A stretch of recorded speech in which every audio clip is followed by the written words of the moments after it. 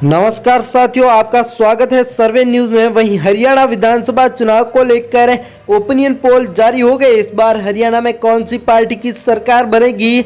साथियों, अगर बातचीत करें पिछले इलेक्शन की तो हरियाणा की कुल 90 विधानसभा सीटों में से बीजेपी के खाते में 40 सीटें, कांग्रेस पार्टी के खाते में 30 सीटें, जेजेपी के खाते में 10 सीटें, तो 10 ही सीटें अदर पार्टियों के खाते में गई थी। लेकिन हाल ही में हुई हरियाणा में नूर हिंसा के बाद जिस प्रकार ये ओपिनियन पोल देखने को मिल रहे हैं, ये ओपिनियन पोल बहुत ही चौंकाने वाले नजर आ रहे। पिछली बार जो मनोहर लाल खट्टर की सरकार थी, उस सरकार को लेकर भी हरियाणा में बड़े दांवपेच लगाए जा रहे हैं।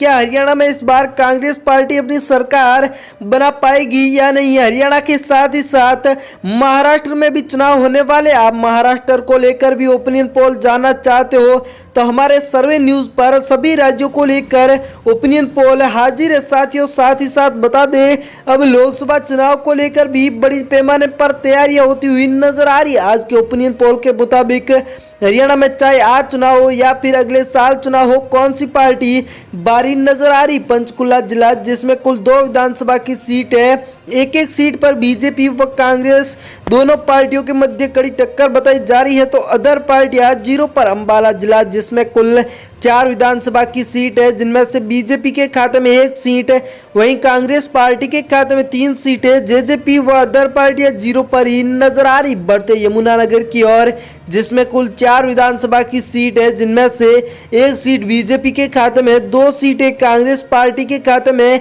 1 सीट जेजेपी के खाते में, अदर पार्टियां 0 पर नजर आ रही। कुरुक्षेत्र जिला आ चुका है जिसमें कुल 4 विधानसभा की सीट है, जिनमें से 2 सीटों पर बीजेपी पार्टी, 1 सीट पर कांग्रेस पार्टी, 1 सीट पर जेजेपी पार्टी, अदर पार्टियां 0 पर ही नजर आ रही। वहीं आपके सामने रोहतक जिला आ चुका है जिसमें कुल 4 विधानसभा की सीट है, जिनमें से 1 सीट पर बीजेपी पार्टी, तो वहीं 2 सीटों पर कांग्रेस पार्टी, 1 सीट पर जेजेपी, अदर पार्टियां 0 पर नजर आ रही। सोनीपत जिला आ चुका है जिसमें कुल 4 विधानसभा की सीट है, जिनमें से 2 सीटों पर बीजेपी पार्टी, 3 सीटों पर कांग्रेस पार्टी, 1 सीट जेजेपी के खाते में, अदर पार्टियां 0 पर ही नजर आ रही। पानीपत जिसमें कुल 4 विधानसभा की सीट है, जिनमें से बीजेपी के खाते में 1 सीट, वहीं कांग्रेस पार्टी के खाते में 3 सीटें, जेजेपी व अदर पार्टियां 0 पर ही नजर आ रही। बढ़ते करनाल की ओर जिसमें कुल 5 विधानसभा की सीट है, जिनमें से सर्वे के मुताबिक बीजेपी के खाते में 2 सीटें,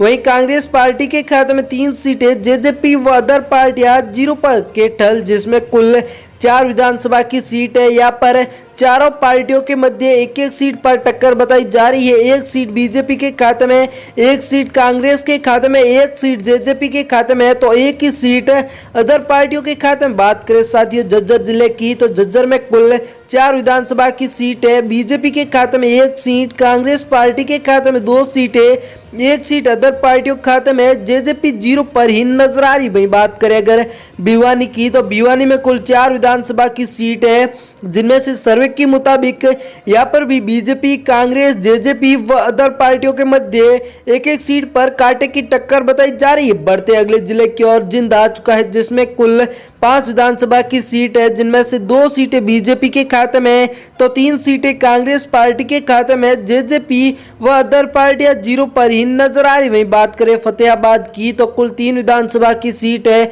जिनमें से 1 सीट बीजेपी के खाते में, तो 2 सीटें कांग्रेस पार्टी के खाते में, जेजेपी व अदर पार्टियां 0 पर ही नजर आ रही। सिरसा जिला जिसमें कुल 5 विधानसभा की सीट है, जिनमें से बीजेपी के खाते में मित्रों 1 सीट, वहीं कांग्रेस पार्टी के खाते में 3 सीटें, जेजेपी के खाते में 1 सीट, अदर पार्टियां 0 पर ही नजर आ रही। मेवात जिला जिसमें कुल 3 विधानसभा की सीट है, जिनमें से बीजेपी के खाते में कोई सीट नहीं, तीनों की तीनों सीटें कांग्रेस के खाते में, अदर सभी पार्टियां 0 पर। गुरुग्राम आ चुका है जिसमें कुल 4 विधानसभा की सीट है, जिनमें से 3 सीटें कांग्रेस पार्टी के खाते में, 1 सीट जेजेपी के खाते में, बीजेपी व अदर पार्टियां 0 की रुझान पर ही नजर आ रही। रेवाड़ी जिले की बात करें तो कुल 3 विधानसभा की सीट है, जिनमें से बीजेपी के खाते में 1 सीट, वहीं कांग्रेस पार्टी के खाते में 2 सीटें, जेजेपी व अदर पार्टियां 0 पर ही नजर आ रही। बढ़ते महेंद्रगढ़ की ओर, जिसमें कुल 4 विधानसभा की सीट है, जिनमें से बीजेपी व कांग्रेस दोनों पार्टियों के मध्य